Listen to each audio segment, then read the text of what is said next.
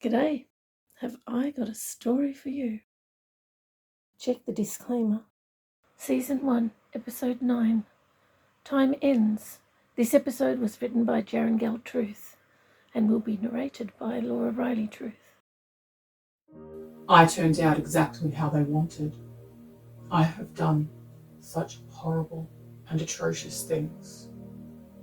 The best way to describe myself would be a monster. The scientists, the masters, the men who torture people without a second thought. My entire life they have told me that I am not a person, that I am nothing. I know they lie. They do it all the time. Some cannot seem to help themselves.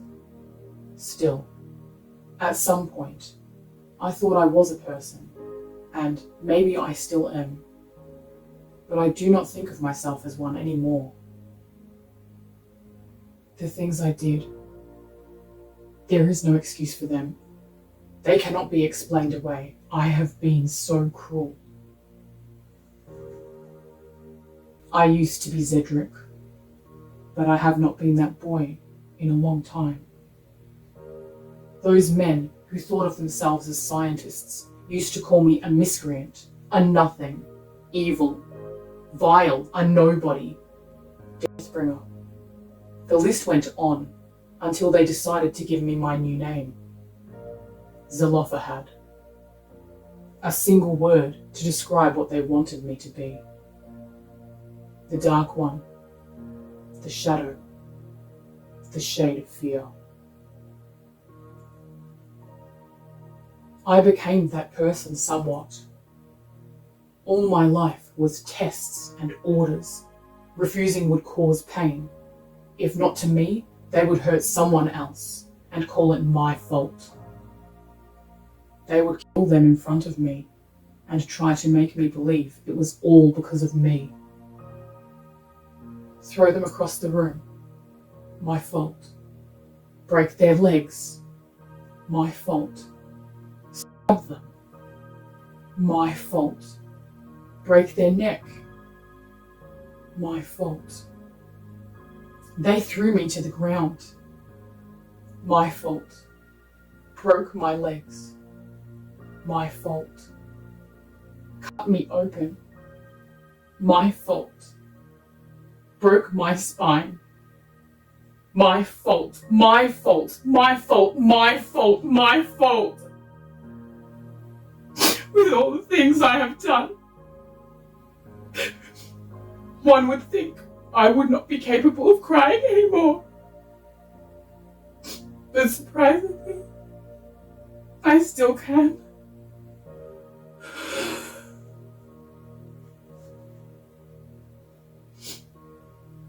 I read those men's minds like an open book. I knew it was not my fault. They would do those things regardless at some point. But if it was not for me, would the victims have had more time? One more day, one more hour, even one more second without pain, without enduring constant agony. Just another moment could have been reprieve for them. It would have been for me. My fault.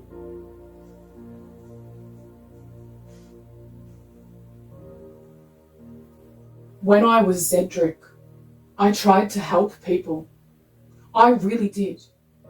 Though, it seems like an excuse now. I tried to help cook. I tried to help the 3 older boys who used to tease me. I tried to help everyone I could. It did not work. And I made a choice. It was not immediate.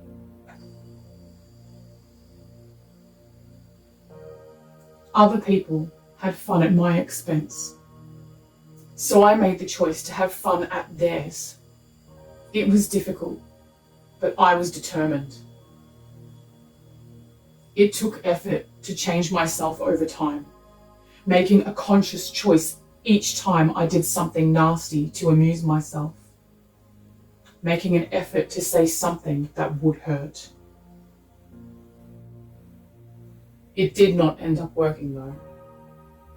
I tried to convince myself over and over again, but I never actually found any of it amusing. Now I look back, and all I feel is regret. That choice, and others like it, led me to here, to be the monster I am today. And I hate it. I despise the monster those choices have made me. The saddest part is that while I decided to find it fun, it never actually was. When I was young, it was just my sister and I. I would protect her. No more rage beatings from that mistress. No more would that master hurt us.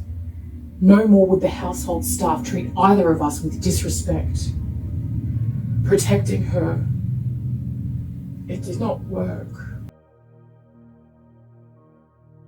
I could protect her. I could protect both of us. But I was not always there. The nurse they assigned to collect me would come in her carriage, and I would freeze. It was some kind of compulsion, I now know as programming, that would hold me in place. I tried to resist it. It did not work. I could not even protest. It allowed the nurse to come and collect me with ease. My sister would try to help me as best she could when she was not frozen herself. She would pull at my arm. She would try to hide me. She would try to protect me. None of it worked.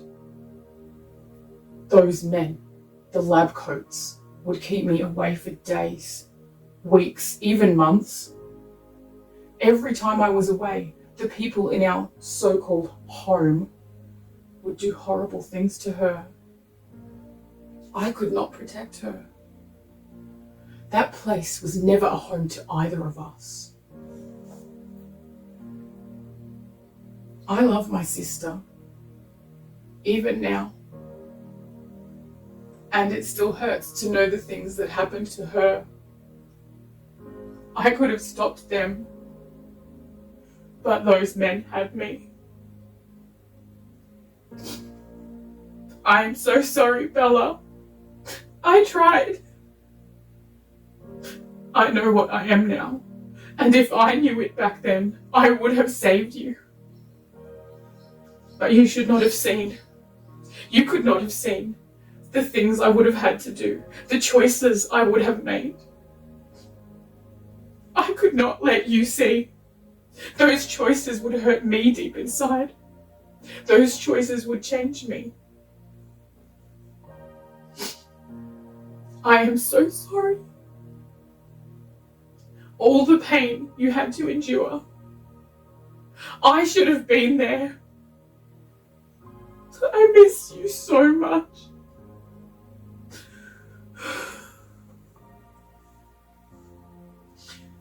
They tried to convince me I was a killer. To take any life they wanted at a snap of their fingers. A man was chosen.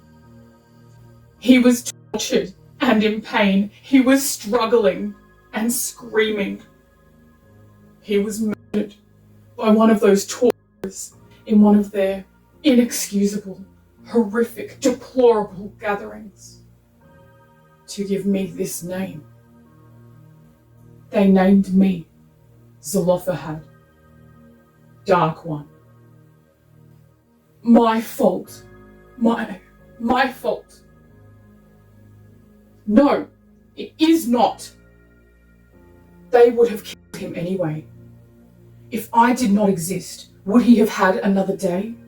Another hour? Another second without pain? I am sorry. I remember the day I went back and found out what happened to my sister. Mistress was in her usual place in the front room. There were 2 children sitting with her. Who were they? Why were they there?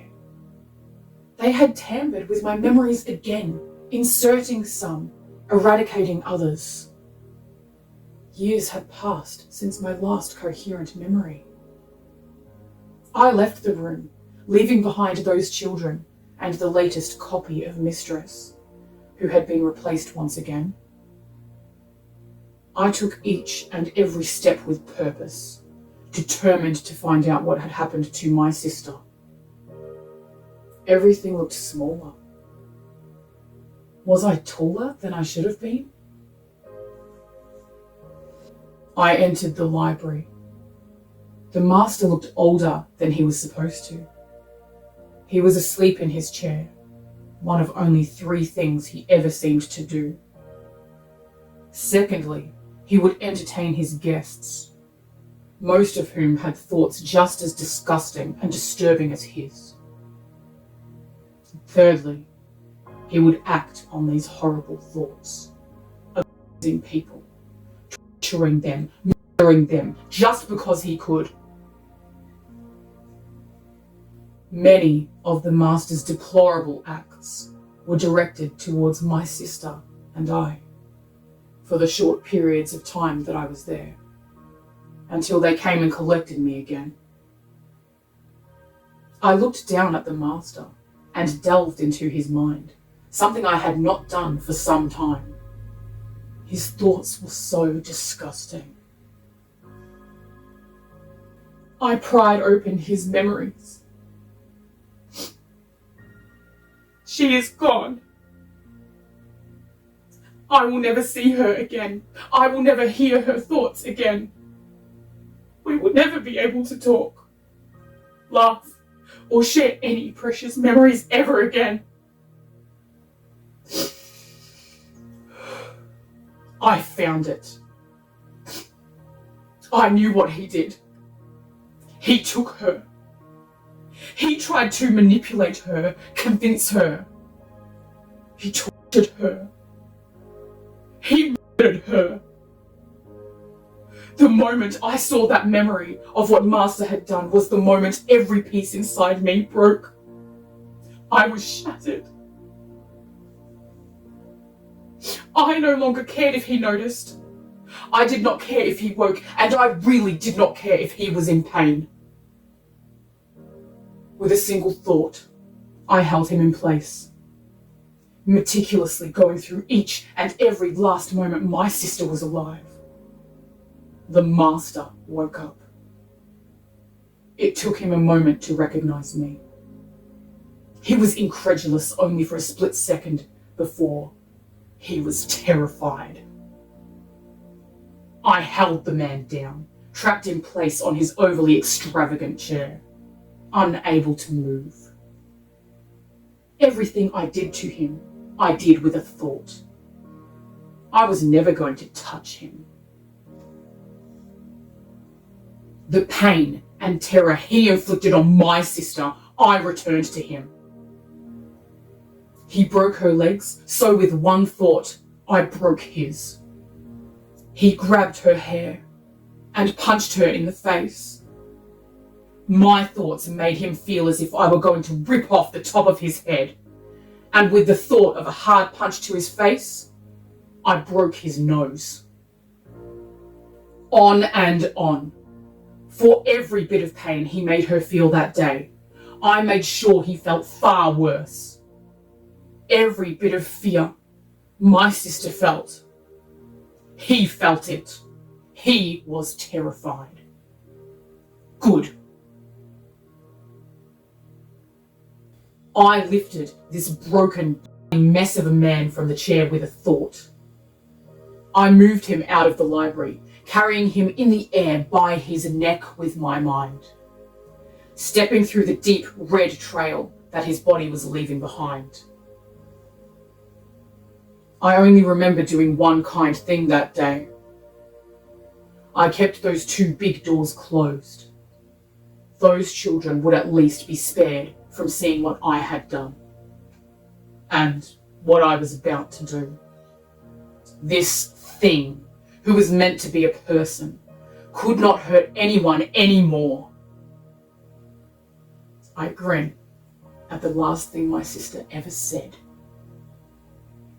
I will never be your slave.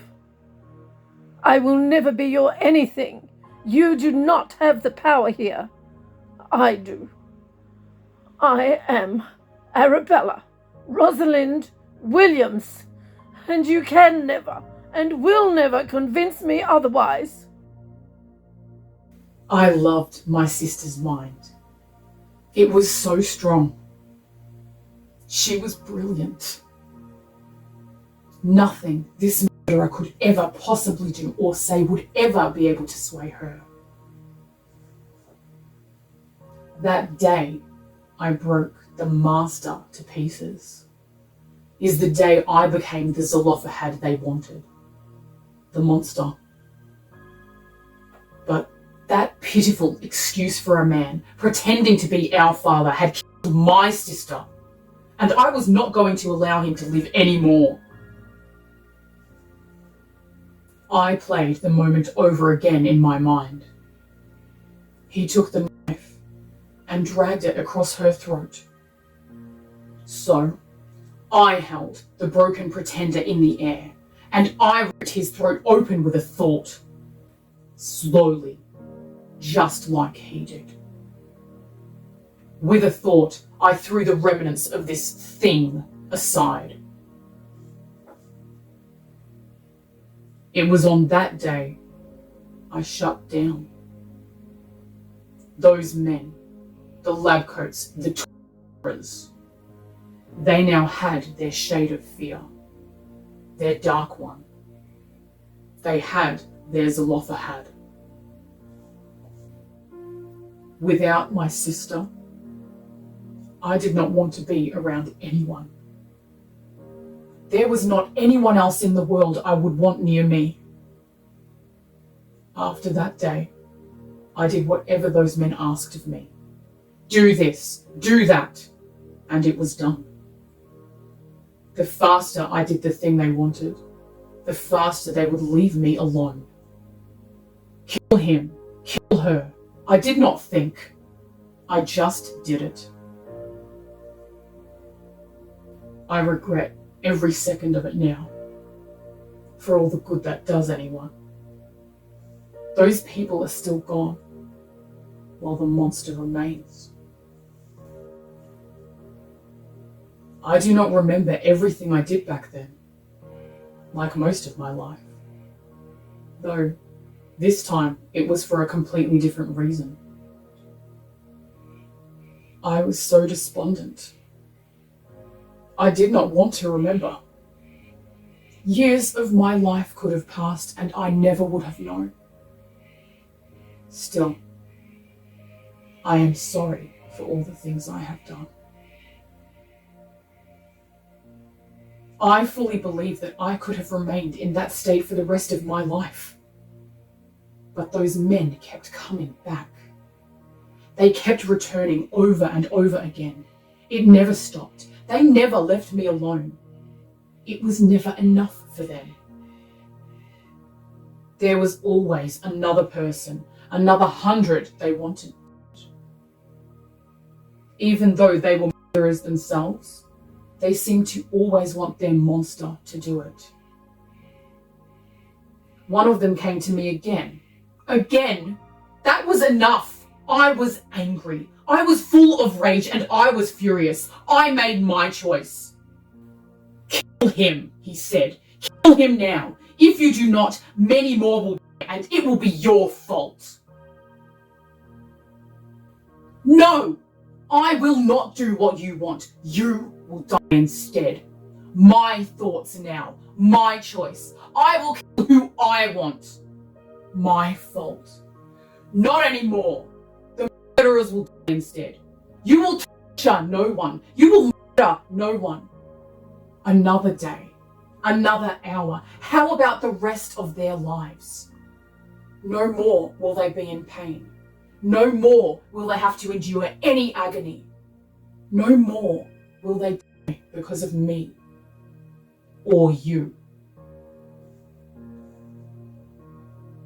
Each time one of those lab coats ordered me to kill, I made the choice again.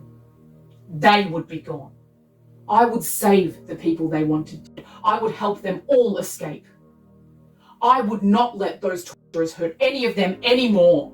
No longer would they inflict pain. No longer would they cause agony. No longer would anyone die just for their entertainment. That was it.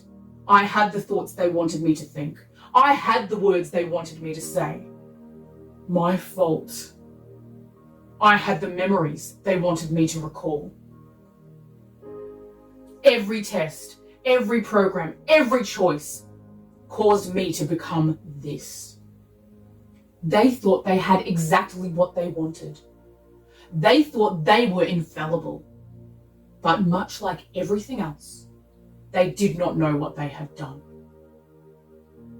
Finally, they thought they had broken me, but it backfired. I am not what they wanted, and now they regret ever wanting their dark one. I think of the past almost constantly. I dwell on the mistakes my choices caused. I dwell on the regret of my actions. My mind filled with the last moments of every life I have taken. I am so sorry.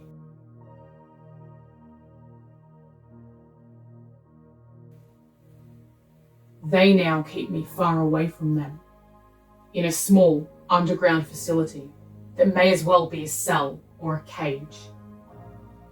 They use copies to keep an eye on me now. The big, bad, self-important scientists too scared to come anywhere near me now. I laugh at the irony. Those men are now terrified of the little boy they kept insisting was nothing and no one. The only thing to do is laugh, because if I did not laugh, I would be crying. They seem to be the only two emotional responses I have anymore.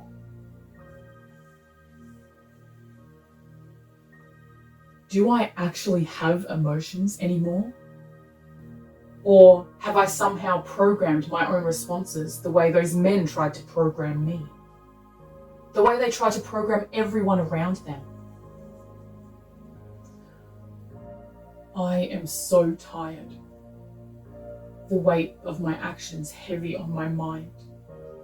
The weight of my words heavy on my heart. And the weight of my choices heavy on my soul. I do not give those men anything they want anymore. I will not give them the idea that anything could faze me. I will not let them think I have become weak. It is like I am dragging my own body around. I feel so heavy, though I do not show it on the outside. I want to, though. I want to hang my head and slouch, drag my feet. What is the point in putting in any of this effort anymore? I have been surrounded by copies all my life. The mistress would keep being replaced each time one would glitch. Each time I killed a handler, a new one, a copy would take his place. The lab coats have been too scared to interact with me themselves, except in very particular circumstances. Now those men surround me with copies, thinking that they are safe as long as I have a copy to kill. Do they really think that just because I cannot see them, or that they are not in the same room as me, that I cannot kill them? They are wrong. They are wrong about so many things. It still amazes me that even with evidence to the contrary directly in front of them, they cannot seem to see it and believe they are safe. I am so tired of killing. Each death by my hand and by my mind adding to the weight. Where is that kind boy Cedric, who could not even think about taking a life? Can I be him again? Is it even possible without my sister to be here with me? Is there even any point in trying anymore? Without my sister, I may as well be another one of their copies. They have one job. They do it. They glitch. Those men kill them. And then they replace them. Without someone to care for. Without someone to care for them. Without a proper purpose or meaning to their life. They degrade. They glitch. And they lose themselves. The only person who loved me was my sister. The only person I loved was her. Without my sister, my existence was only to carry out the next job they had for me. Until I decided it was them I would kill. Maybe I had my glitch, if I am not a person. Was my glitch when my sister died? The copies shut down when they glitch. Is that what happened to me? I know it is not, but it might as well have been. Why am I unable to go blank and not have to think about the things I have done? Why am I unable to have random thoughts looping in my mind of simple and inconsequential things like them? I have been there for them at the end sometimes. They are confused. They become so numb. They feel like they are worthless and that they are nothing. And it breaks my heart. I took their lives so that they would not have to feel like that, telling myself I was doing them a favor, convincing myself that it was the best thing I could do for them. I was wrong. Killing them was never the right thing to do. It was just a lie that I told myself to justify murder. They are just as much people as I am. But I do not glitch. I do not get replaced. I am just stuck. To the people those men have tortured and killed right in front of me when I did not do what they wanted, I am sorry. To the people who wanted their dark one, even though you have tortured and killed, no one deserves to die. And I am sorry. To all those people, all the innocent lives I have taken at the whims of those men, I am sorry. To the copies, who are just as much people as anyone else that I have killed, I am sorry. And to my sister, whom I could not keep from harm and could not save, I am so sorry.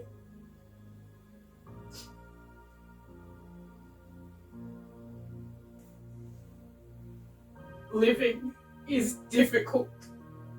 Crying is difficult. Even breathing is difficult.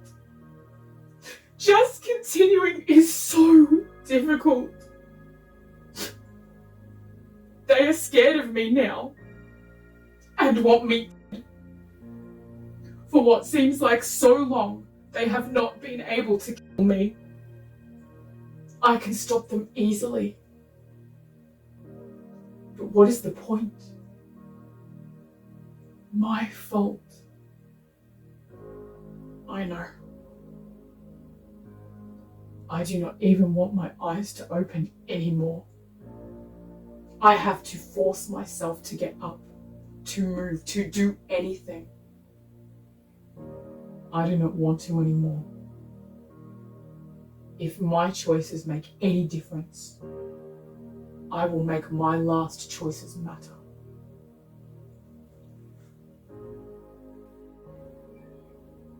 I make my way slowly out of this facility, heading up to the surface. None of the lab coats are able to stop me. I will not go back underground. I will not be kept in one of their facilities. I will not be held in a cage anymore.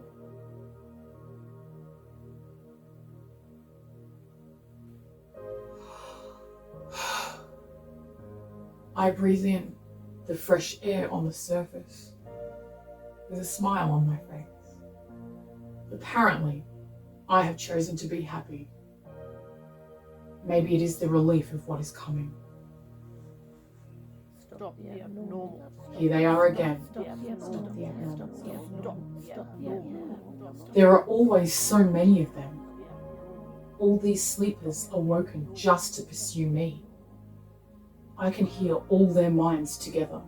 A single thought. Stop the abnormal. Repeating over and over again. Just like it has every other time. My next choice? I will not take one more life.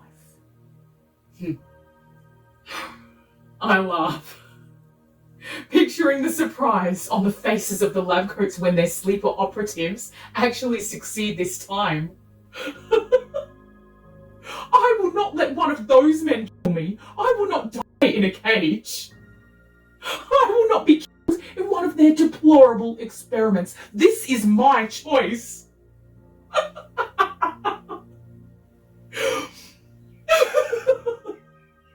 My laughter is now hysterical as I fall to my knees. Who knew I could make this sound anymore? I will not have to open my eyes. I will not have to force myself to get up. I will not have to continue living. I will not have to go on. No more pain. No more killing. No more crying. No more being. I can just... My fault. No. My choice. Not another day. Not another hour. Not another moment. Not for me. I take my last breath. The air is sweet and fresh. I think of the astonished thoughts that those men will have. And everything becomes simple. Everything becomes black. And I cry. In the last moment I have before I am